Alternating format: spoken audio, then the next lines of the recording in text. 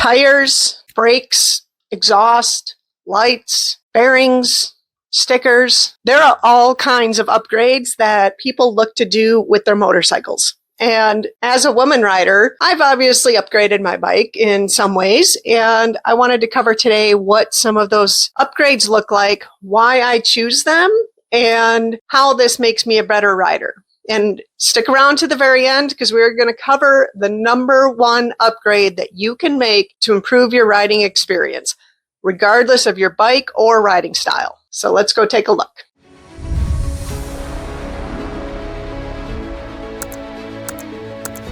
Hi, and welcome to this episode of the Velocity Vibe. Today I wanted to cover the upgrades I have included on my motorcycle. So starting out, one of the bigger, costlier upgrades that I've invested in that I feel like had the biggest impact on my ride was my motorcycle's suspension. Now, if you don't have the money to upgrade suspension right off the bat, you can do things like getting your suspension set for you and your weight.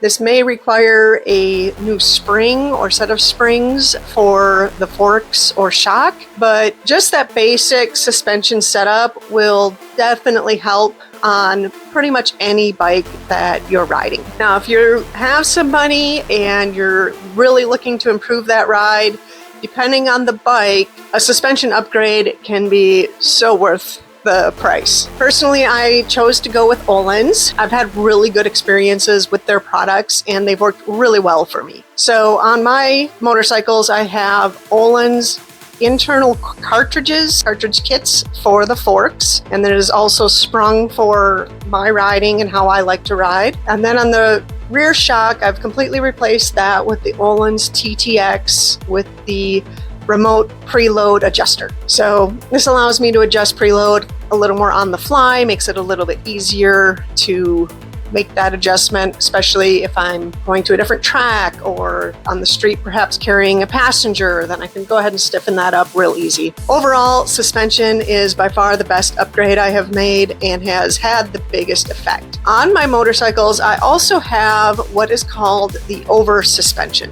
Now, this was something I thought sounded a little snake oily, but I was really struggling on track with my bike since I had purchased it. And after what at this point has been my last high side on it, I was ready to give up on the bike, but I had spent so much time and money invested into that machine by that point. The sales pitch for the over suspension is quite good. And at $400, I was like, it's kind of a last ditch effort. If this does or doesn't help, worst case scenario, I'm out $400. Which by that point in time was kind of a drop in the bucket with everything I had spent on training and working on the bike and upgrades and mechanics. Like, this was kind of a small drop as a last-ditch effort. So it did not radically change how the bike handled. What it did for me on this particular bike anyways, is it allowed me to start feeling what the rear wheel of the motorcycle was doing before I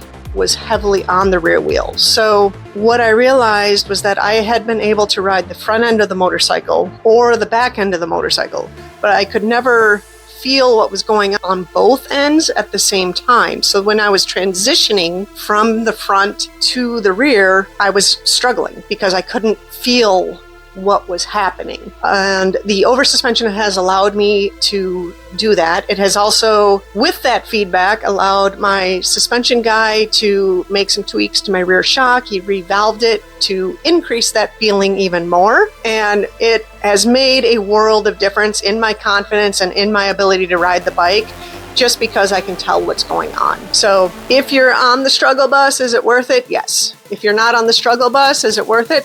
Probably not. But that's where it was for me, and I'm very glad I made that investment. And next up, we have brakes. A lot of motorcycles still come with rubber brake lines. These are not ideal. They expand under pressure, and eventually they just kind of start to deteriorate. They're not as good. They expand more. So if your bike does not have steel braided lines, that's always a great upgrade to put in and gives you better brake feel. Getting brake pads that are ideal for the situations that you're riding in. So depending on your bike, depending on the types of rides you enjoy, different pads may suit your purposes better. Because of how I ride, the type of riding I'm doing, I do go with a more race-orientated pad. I like the Vezra ZZs, which have been getting a little hard to find, but they're not cheap, but I love the feel on them. They are amazing brake pads, and I've tried going back to a cheaper brake pad on the straight, and I hated the feel. I hated how it responded, and I went back to the Vezras. So I've also upgraded the rotors on both of my bikes. This is not generally going to be a huge deal. For me, it was more about getting my bikes matchy so that I kind of had the same reaction out of both bikes if I were to use the street bike on the track and that sort of thing. Now, the reason I originally swapped out the rotors on the race bike were due to my stock rotors getting bent in a race incident. And so I needed new rotors anyways. I went ahead and got upgraded rotors. They are definitely a little better than the stock ones, but stock ones were functional. They got the job done. That is not an investment I would feel like you needed to make. I still have stock rotors on my set of wheels that I keep for the rain. So again, it's an upgrade. It can be done. I wouldn't put that towards the top of your list. One of the best investments, and definitely not the one to cheap out on, is tires. Yes, tires are expensive, painfully aware of this, but having the right tires for the environments you're riding in, the types of riding you're doing, how your bike is set up will make or break your experience. A good tire that's in good condition is confidence inspiring.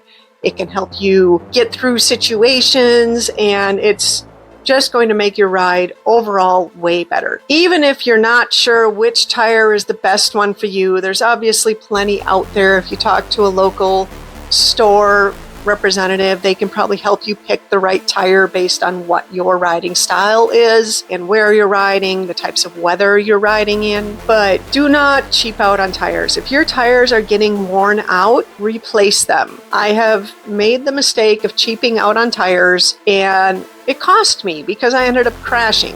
Now, it was my own fault. It's not like the tire made the crash happen, but I was trying to ride like normal on tires that weren't right for that situation.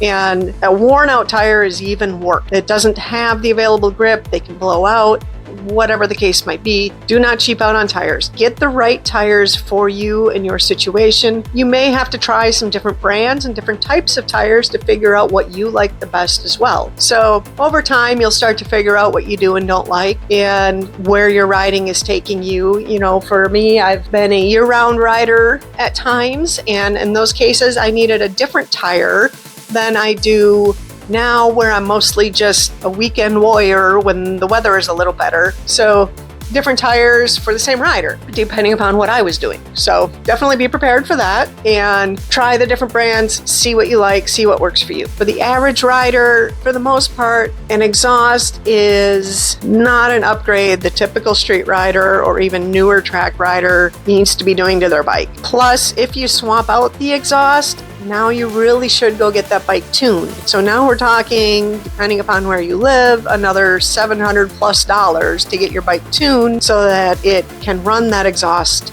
and run well on it. And that's on top of the cost of your exhaust. So common upgrade, you see a lot of people doing it. It's a good upgrade, especially if you're looking for a little more horsepower or a certain sound. But the reality is it's not going to have huge impact on your riding day to day. For me personally, one of the first things I tend to swap out are rear sets. I prefer my legs and feet up a little higher. I like the adjustability of the rear sets so I can put them where I want. And because my shifting ankle, my left ankle, is the one that is foobar, I need the adjustability in the shift rods and stuff as well. So rear sets is a big one for me. I do make that investment early on just due to how it fits me and just that little extra ground clearance, that sort of thing. So that is one I do like to do. Another one that I have on both my bikes is the seat. I've swapped out from the OEM seat to a Superbike seat, which is a little higher. It sits me up a little higher on top of the motorcycle, which I prefer. It's not as comfortable as the stock seat, but I just prefer that seating position. I prefer how it sits me on the bike and the little extra grip. So I do that. Also, grip pads. So at least on the sport bikes in particular, but you can get them for other bikes as well. And grip pads that allow your body to hang on to things like the tank a little better, so that you're not sliding around as much. It just gives you a little more security on the bike. Along with that, for me personally, I've used the Monkey Grip on both of my bikes. I tried it on my race bike first, and after using a homemade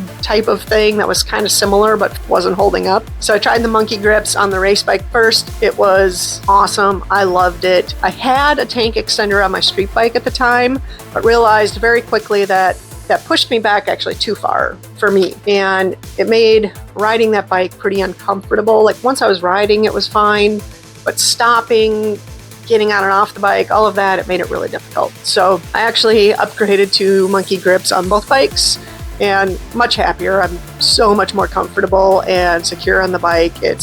That's been a great upgrade for me personally. Finally, last but not least, that number one upgrade every single rider out there should be investing in, and I doubt this will come as a surprise.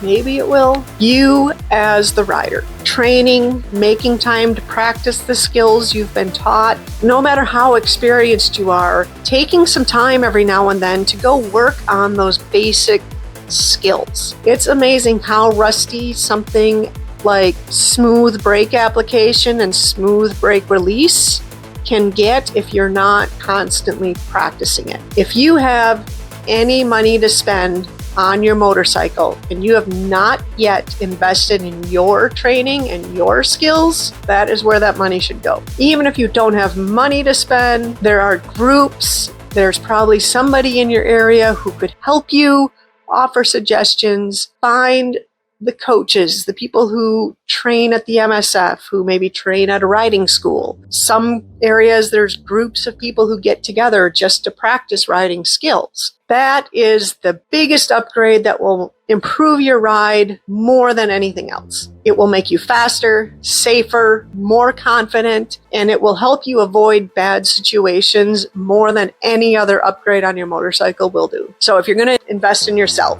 that is the best money you will spend on that bike. Obviously, if you really get into this sport, you're probably going to want to upgrade some other stuff. Like I said, for me, it's been the suspension, brakes, tires, exhaust, ergonomics. Those are the main things that have really worked for me and helped improve my ride. Doesn't make my bike look a whole lot fancier. I'm not huge on aesthetic improvements, but I want to enjoy the ride. So the functional upgrades are where I've focused my money and time, and I have zero regrets about that. Good looking bike that you don't want to ride doesn't do you a whole lot of good. So hopefully this gives you some ideas on things that you want to pursue with your bike, and let me know in the comments if there's any questions, or if you're looking for specific suggestions, I can try and help point you in the right direction.